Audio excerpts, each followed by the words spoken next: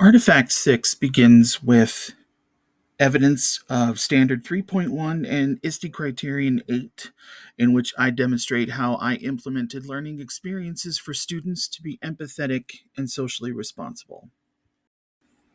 Before participating in the lessons on empathy and social responsibility, my students participated in an activity where they discovered the things they have in common. You can see some of them in the picture here. They are combining their hexagons with other classmates in the place where they have a personal connection. We began with a quote from Brene Brown, who, in a TED Talk, once said, "Rarely, if ever, does an empathetic response start with the words, at least." I said, imagine studying a whole lot for a test and you still didn't make the grade you want. Instead of validating your feelings, your friend says instead, well, at least you didn't lose your Stanley. This gave us a great start because one of the guidelines on the chart I provided says to validate others' feelings. From there, the lesson really took off. They had already taken time to share about themselves and discover similarities.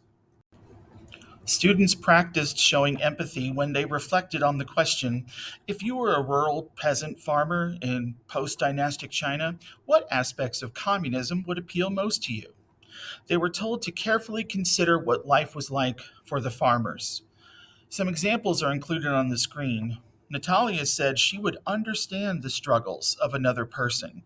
Ryan says, I would probably feel hopeless. And he uses words like, if I put myself in their shoes. Guidelines for social responsibility were approached from the point of view related to responding to conflict. Basically, how to not be defensive. Summarized, the guidelines are know your triggers, give it a name, assume good intentions, and don't make it personal. Avoid putting down the other's beliefs and use I statements to communicate. Then I used an example from pop culture. Every plot of every episode of the show Modern Family includes a conflict between at least two characters, and that conflict stems from a misunderstanding and a lack of communication. Students were asked to reflect on the lessons and share their biggest takeaways. Beth B said her favorite part was thinking about how she would respond to scenarios, and she liked talking about Modern Family because it was one of her favorite shows. Ari B says, as a black girl, I often face unique challenges, and learning how to assert myself in conflict without feeling like I'm being too aggressive was empowering.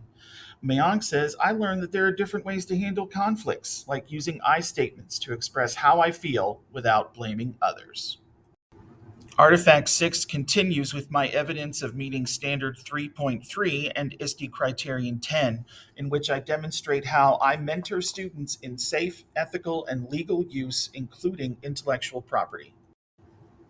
We looked at guidelines for not only safe online behavior, but also how to avoid creating conflict with others by not oversharing.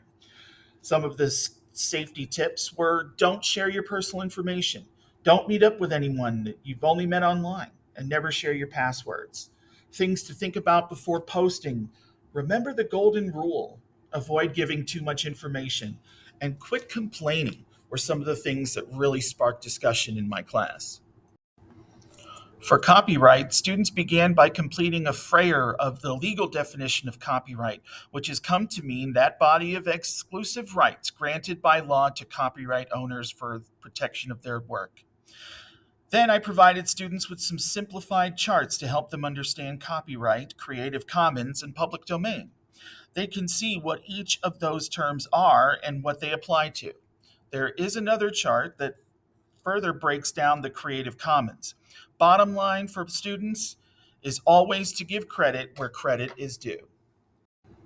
As a way of demonstrating my own practice of citing the creative work of others, I used a blog post from my coursework that shows both in text citations and a proper APA style list of references. The yellow highlights on the left match the yellow highlights on the right.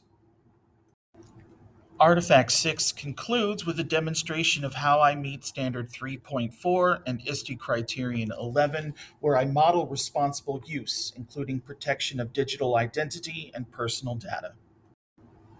To teach them about creating a proper digital identity, I gave my students an acronym called YAPI so they can remember to not be so talkative online by sharing their full name, their address, phone number, passwords, and their plans and birthday. We also talked about how things posted on the internet leave a lasting impression and don't go away with time. Another set of guidelines on one's digital footprint was also provided. In conjunction with protecting their digital identity, students were reminded of how to maintain their privacy. A short video showed some major no nos, like, I'll be waiting for you at my place to celebrate. Here's my address and phone number. We also talked about how to recognize phishing messages and thus to not fall for them. Another helpful graphic is shown here.